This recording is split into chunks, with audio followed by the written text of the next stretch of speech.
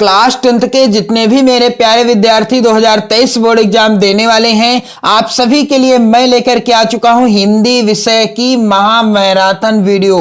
जी हां, महामैराथन इसलिए क्योंकि इस वीडियो में मैंने सम्मिलित किए हैं 37 सबसे महत्वपूर्ण बहुविकल्पी प्रश्न जो आपकी बोर्ड परीक्षा 2023 में 101% आएंगे ही आएंगे। और यदि आप इन प्रश्नों को तैयार कर लेते हो तो आपके 70 नंबर बिल्कुल पक्के हो जाएंगे।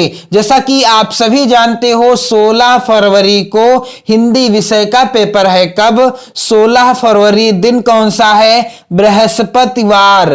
बृहस्पतिवार है या आप गुरुवार कह सकते हो। बृहस्पतिवार को हिंदी विषय का पेपर है। और 2022 में जब एग्जाम स्टार्ट हुए थे बोर्ड परीक्षा के, वो भी बृहस्पतिवार के दिन से ही स्टार्ट हुए थे। तो बड़े ताज्जुब की बात है कि इस बार 2023 में भी 16 फरवरी दिन बृहस्पतिवार है और आपका हिंदी विषय का पेपर है। तो आप सभी ध्यान दीजिएगा, हिंदी विषय के ये जो प्रश्न मैं आपको बताने वाला हूं ये आप जरूर तैयार कर लेना। और जो यूपी बोर्ड के द्वारा OMR सीट का नमूना जारी किया गया है, OMR सीट भरने के जो निर्देश जारी किए गए हैं, उससे रिलेटेड वीडियो मैंने आपको प्रोवाइड करा रखी है, आप जरूर देख लें और शेयर भी कर दें। तो यहां पर पहला प्रश्न कह रहा है, ये सभी प्रश्न मोस्ट इंपॉर्टेंट हैं, इन्हें आप जरूर तैयार कर लेना। और मेरे प्यारे विद्यार्थियों, इन प्रश्नों का आंसर भी आप कमेंट करते रहना।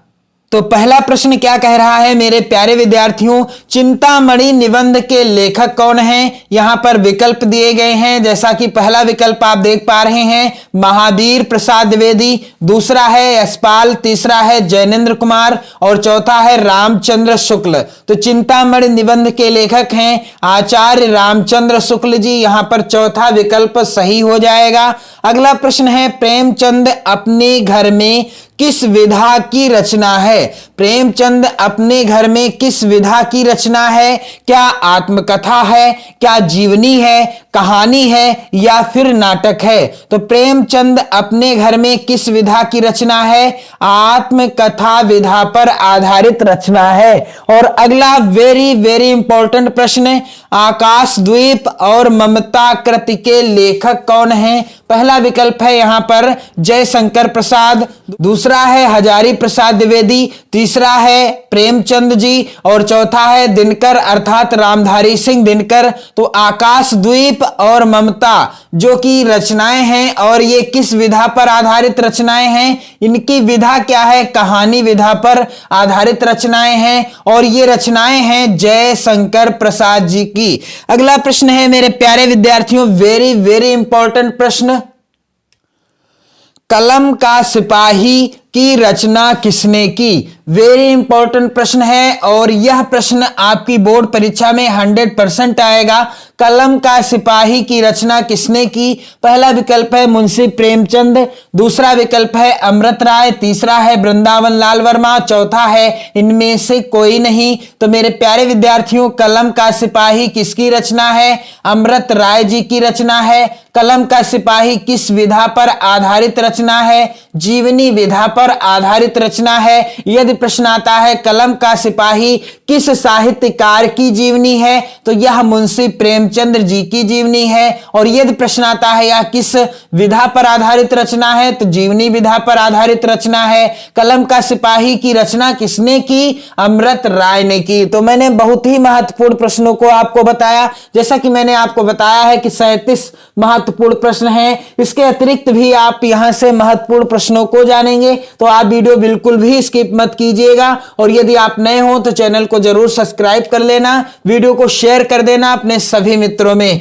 अगला प्रश्न वेरी इंपॉर्टेंट है, मुंशी प्रेमचंद द्वारा संपादित पत्रिकाएं हैं कौन कौन सी? पहला है छाया और प्रभा, दूसरा है सुधा और हंस, तीसरा है सरस्वती और चौथा है मर्यादा और हंस। तो मुंशी प्रेमचंद जी के द्वारा संपादित पत्रिकाएं कौन सी हैं? मर्यादा और हंस, ये राइट आंसर है, चौथा विकल्प। अगला प्रश्न है, हिंदी साहित्य में शुक्ल युग की समय सीमा है? यहां पर पहला विकल्प है 1900 से 1920 ईस्वी, दूसरा है 1919 से 1938 ईस्वी, तीसरा है 1925 से 1940 ईस्वी और चौथा है उपरोक्त में से कोई नहीं। तो यहां पर आप ध्यान दीजिएगा, राइट आंसर क्या होगा कि हिंदी साहित्य में शुक्ल युग की समय सीमा क्या है, 1900 से 1938 ईस्वी। यहां पर आप ध्यान दीजिएगा, दूसरा वाला विकल्प सही हो जाएगा। 1900 से 1938 ईस्वी का जो समय है, यह समय किस युग का है, शुक्ल युग का है। अगला प्रश्न है, सूरज का सातवां घोड़ा, वेरी इंपॉर्टेंट है। सूरज का सातवां घोड़ा किस विधा की रचना है? पहला विकल्प है उपन्यास, दूसरा विकल्प है नाटक, तीसरा है आत्मकथा और चौथा है काव्य। तो सूरज का सातवां घोड़ा किस विधा की रचना है? इसका राइट आंसर क्या होगा मेरे प्यारे विद्यार्थियों? इसका राइट आंसर हो जाएगा सूरज का सातवां घोड़ा उपन्यास विधा पर आधारित रचना है। और यह उपन्यास किस लेखक का है, यानी किसके द्वारा रचित है? धर्मवीर भारती जी की यह रचना है, सूरज का सातवां घोड़ा। अगला प्रश्न है, अंजलि काव्य के रचयिता कौन है? पहला विकल्प है वियोगी हरि, दूसरा विकल्प है रामकुमार वर्मा, तीसरा है विष्णु प्रभाकर और चौथा है राम नरेश त्रिपाठी। तो अंजलि काव्य के रचयिता हैं कौन? रामकुमार वर्मा जी हैं। आप सभी इन प्रश्नों को जरूर लिख लेना, यही आएंगे आपकी बोर्ड परीक्षा में, इनसे बाहर कोई भी प्रश्न नहीं आएगा। और हिंदी के जो मैंने आपको महत्वपूर्ण गद्यांश बताए हैं, महत्वपूर्ण पद्यांश, महत्वपूर्ण निबंध, संस्कृत खंड के गद्यांश, पद्यांश और प्रश्नोत्तर जो बताए हैं, आप उस वीडियो को भी जरूर देख लीजिए और शेयर भी कर दें अपने सभी मित्रों में। अगला वेरी इंपॉर्टेंट प्रश्न है, ठूठा आम किसकी रचना है? पहला विकल्प है भगवत शरण उपाध्याय, दूसरा विकल्प है रामधारी सिंह दिनकर, तीसरा है हजारी प्रसाद द्विवेदी और चौथा है महावीर प्रसाद द्विवेदी। तो ठूठा आम किसकी रचना है? राइट आंसर क्या हो जाएगा यहां पर? ठूठा आम कृत के रचयिता हैं, ठूठा आम कृत के रचयिता हैं भगवत शरण उपाध्याय जी। आप सभी ध्यान दीजिएगा, ठूठा आम के रचयिता कौन है? भगवत शरण उपाध्याय जी हैं। अगला प्रश्न है, पानी में चंदा और चांद पर आदमी के लेखक कौन हैं? पहला विकल्प है जय प्रकाश भारती, दूसरा है धर्मवीर भारती, तीसरा है आचार्य रामचंद्र शुक्ल और चौथा विकल्प है प्रताप नारायण मिश्र। तो पानी में चंदा और चांद पर आदमी के लेखक कौन हैं? जय प्रकाश भारती जी हैं। अगला प्रश्न है, बर्फ की गुड़िया के रचनाकार कौन हैं? वेरी इंपॉर्टेंट प्रश्न है और विकल्प क्या है? पहला है विकल्प पद्मलाल पुन्नालाल बख्शी, दूसरा है जयप्रकाश भारती, तीसरा है रामधारी सिंह दिनकर और चौथा है रामचंद्र शुक्ल जी। तो बर्फ की गुड़िया के रचनाकार कौन है? यहां पर राइट आंसर क्या हो जाएगा मेरे प्यारे विद्यार्थियों? बर्फ की गुड़िया जयप्रकाश भारती जी के द्वारा रचित रचना है। अगला प्रश्न है यहां पर, कलकत्ता से पीकिंग। आप सभी ध्यान दीजिएगा, कलकत्ता से पीकिंग किस विधा की रचना है? पहला विकल्प है रिपोर्टाज, दूसरा है संस्मरण, तीसरा है विकल्प यहां पर कहानी और चौथा है यात्रा वृतांत। तो कलकत्ता से पीकिंग किस विधा की रचना है? यात्रा वृतांत विधा पर आधारित रचना है। और अगला जो प्रश्न है वेरी इंपॉर्टेंट, कह रहा है खादी का अर्थशास्त्र के रचनाकार कौन है? पहला विकल्प है डॉक्टर राजेंद्र प्रसाद, दूसरा है भगवत शरण उपाध्याय, तीसरा है आचार्य रामचंद्र शुक्ल और चौथा है जयशंकर प्रसाद। तो खादी का अर्थशास्त्र के लेखक कौन हैं? यहां पर राइट आंसर क्या हो जाएगा? जयशंकर प्रसाद जी तो है नहीं, डॉक्टर राजेंद्र प्रसाद जी के द्वारा लिखी गई यह रचना है। अगला वेरी इंपॉर्टेंट प्रश्न, एक घूंट के रचनाकार हैं। पहला विकल्प जयशंकर प्रसाद, दूसरा है मुंशी प्रेमचंद, तीसरा है बालकृष्ण भट्ट और चौथा है प्रताप नारायण मिश्र। तो एक घूंट रचना के रचयिता हैं जयशंकर प्रसाद जी। अगला प्रश्न है, कुछ बिखरे पन्ने किस विधा की रचना है? पहला है काव्य संग्रह, दूसरा है कहानी संग्रह, तीसरा है निबंध संग्रह और इनमें से कोई नहीं। तो कुछ बिखरे पन्ने यह किस विधा पर आधारित रचना है? तो यह निबंध संग्रह है, यह निबंध संग्रह पर आधारित रचना है। अगला प्रश्न है, यहां पर आप ध्यान दीजिएगा, एक घूंट के रचनाकार कौन है? तो जयशंकर प्रसाद जी हैं, मैंने अभी अभी आपको बताया है। अगला प्रश्न है, निम्न में से कौन सा उपन्यासकार शुक्ल युग का है? पहला विकल्प है प्रेमचंद, दूसरा है यशपाल, तीसरा है उपेंद्र नाथ अश्क और चौथा है यहां पर नागार्जुन। तो मुंशी प्रेमचंद जी शुक्ल युग के प्रमुख उपन्यासकार हैं और इनके उपन्यास कौन कौन से हैं? गोदान, गबन, सेवा सदन, निर्मला, रंगभूमि, कर्मभूमि आदि मुंशी प्रेमचंद जी के उपन्यास विधा पर आधारित रचनाएं हैं। अगला यहां पर प्रश्न है, अपनी खबर किस विधा की रचना है? पहला विकल्प है नाटक, दूसरा है कहानी, तीसरा है आत्मकथा और चौथा है उपन्यास। तो अपनी खबर किस विधा की रचना है? मेरे प्यारे विद्यार्थियों, इसका राइट आंसर क्या हो जाएगा? आप सभी इसका आंसर कमेंट करके बताने का प्रयास कीजिएगा। अपनी खबर किस विधा की रचना है? तो यहां पर मैं आपको आंसर भी बता दूं कि यह आत्मकथा विधा पर आधारित रचना है। तो मेरे प्यारे विद्यार्थियों, आप इन सभी प्रश्नों को जरूर तैयार कर लेना। अगला प्रश्न है, झूठा सच किस विधा की रचना है? पहला है विकल्प नाटक, दूसरा है उपन्यास, तीसरा है कहानी और चौथा है निबंध। तो झूठा सच किस विधा की रचना है? यहां पर आप ध्यान दीजिएगा, यह उपन्यास विधा पर आधारित रचना है और यह यशपाल जी के द्वारा लिखित उपन्यास है, यशपाल जी के द्वारा लिखित उपन्यास है झूठा सच।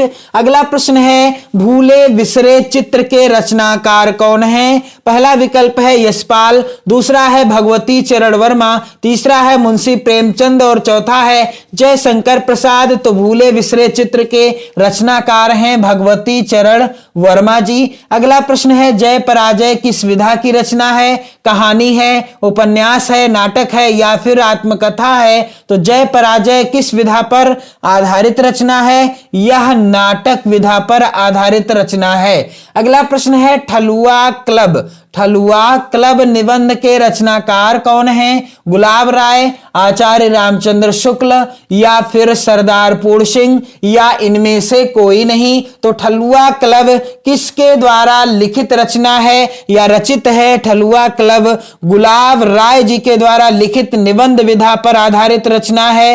हिंदी का प्रथम उपन्यास कौन सा है? वेरी वेरी इंपॉर्टेंट प्रश्न, हिंदी का प्रथम उपन्यास कौन सा है? पहला है विकल्प मेरे प्यारे विद्यार्थियों गोदान, दूसरा है परीक्षा गुरु, तीसरा है अलग अलग वैतरणी और चौथा है कंकाल। तो गोदान मुंशी प्रेमचंद जी के द्वारा लिखा गया उपन्यास है।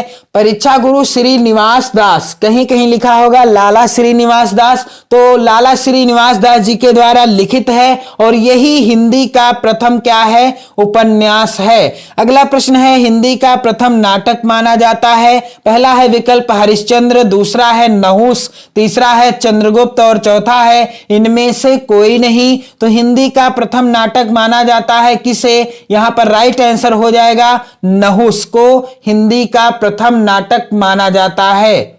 अगला प्रश्न कह रहा है कि हिंदी की प्रथम कहानी कौन सी है? तो पहला विकल्प है कफन, दूसरा है ममता, तीसरा है इंदुमती, चौथा है पंच परमेश्वर। तो हिंदी की प्रथम कहानी कौन सी है? इंदुमती हिंदी की प्रथम कहानी है। अगला वेरी इंपॉर्टेंट प्रश्न है, एकांकी सम्राट किसे कहा जाता है? पहला है विकल्प सेठ गोविंद दास को, दूसरा है हरि कृष्ण प्रेमी को, तीसरा है मोहन राकेश को या राम कुमार वर्मा को। तो राइट आंसर होगा राम कुमार वर्मा को एकांकी सम्राट कहा जाता है और इनकी प्रसिद्ध एकांकी का नाम क्या है? दीपदान। अगला प्रश्न है, आनंद कादंबिनी के संपादक कौन थे? पहला है विकल्प बालकृष्ण भट्ट, दूसरा है प्रताप नारायण मिश्र, तीसरा है राधा चरण गोस्वामी और चौथा है बद्री नारायण चौधरी प्रेमघन। तो राइट आंसर भी यही है, बद्री नारायण चौधरी प्रेमघन आनंद कादंबिनी के संपादक थे।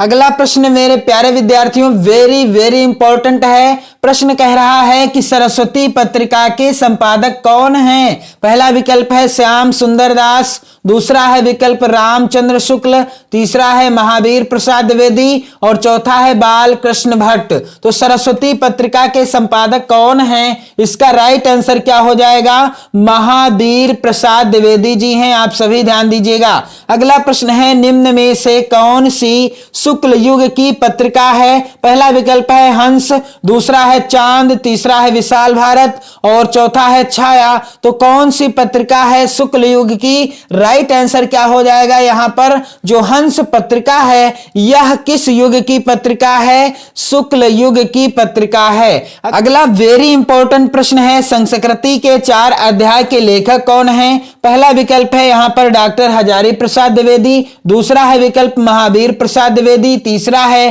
प्रताप नारायण मिश्र और चौथा है रामचंद्र शुक्ल। तो संस्कृति के 4 अध्याय के लेखक कौन हैं? रामधारी सिंह दिनकर जी हैं। यहां पर चारों विकल्पों में से कोई भी सही नहीं है। यहां पर हैं रामधारी सिंह दिनकर जी। आप सभी ध्यान दीजिएगा, वेरी इंपॉर्टेंट है रचना, आप जरूर तैयार कर लेना।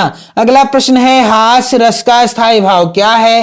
पहला विकल्प है हास, दूसरा है शोक, तीसरा है भय और चौथा है रौद्र। तो हास्य रस का स्थायी भाव क्या है? हास्य रस का स्थायी भाव क्या है? हास है। अगला प्रश्न है हे खगमृग हे मधुकर श्रेणी तुम देखी सीता मृग नयनी में कौन सा रस है? पहला है विकल्प हास्य, दूसरा है विकल्प करुण, तीसरा है वीर और चौथा है इनमें से कोई नहीं। तो हे खगमृग हे मधुकर श्रेणी तुम देखी सीता मृग नयनी में कौन सा रस है? करुण रस का यह उदाहरण है। और अगला है उपमा के कितने अंग होते हैं? यानी उपमा अलंकार के कितने अंग होते हैं? तो पहला विकल्प है यहां पर 4, दूसरा है 5, तीसरा है 6 और चौथा है 7।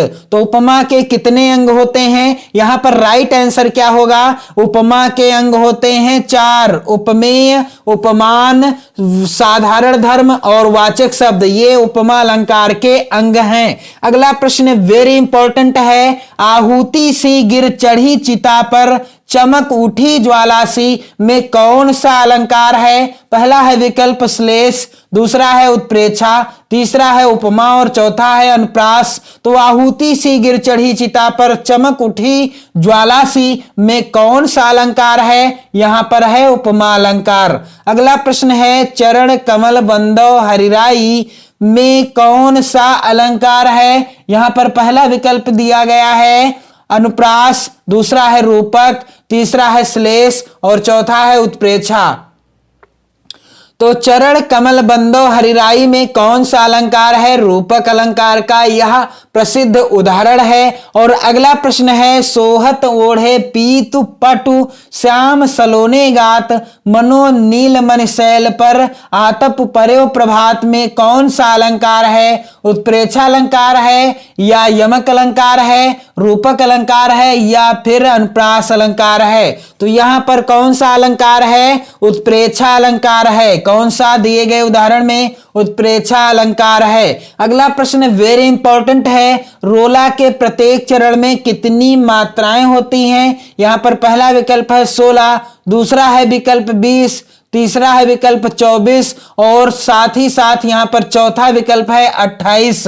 तो रोला के प्रत्येक चरण में कितनी मात्राएं होती हैं? 24 मात्राएं होती हैं। रोला के दूसरे और चौथे चरण में यहां पर आप ध्यान दीजिएगा कितनी मात्राएं होती हैं? तो रोला के पहले और तीसरे चरण में 11 मात्राएं होती हैं, दूसरे और चौथे चरण में 13 मात्राएं होती हैं। तो उम्मीद करता हूं आप इन सभी प्रश्नों को जरूर लिख लेंगे, तैयार कर लीजिए 2023 बोर्ड एग्जाम के लिए, क्योंकि 16 फरवरी को आपका हिंदी विषय का पेपर है जिसमें आपको 70 में 70 अंक लाने हैं, कैसे भी करके लाने हैं। तो आप इस वीडियो को कंप्लीट देख लीजिए और वीडियो को शेयर भी कर दीजिए अपने सभी इष्ट मित्रों में। पढ़ते रहिए, मस्त रहिए, स्वस्थ रहिए। जय हिंद।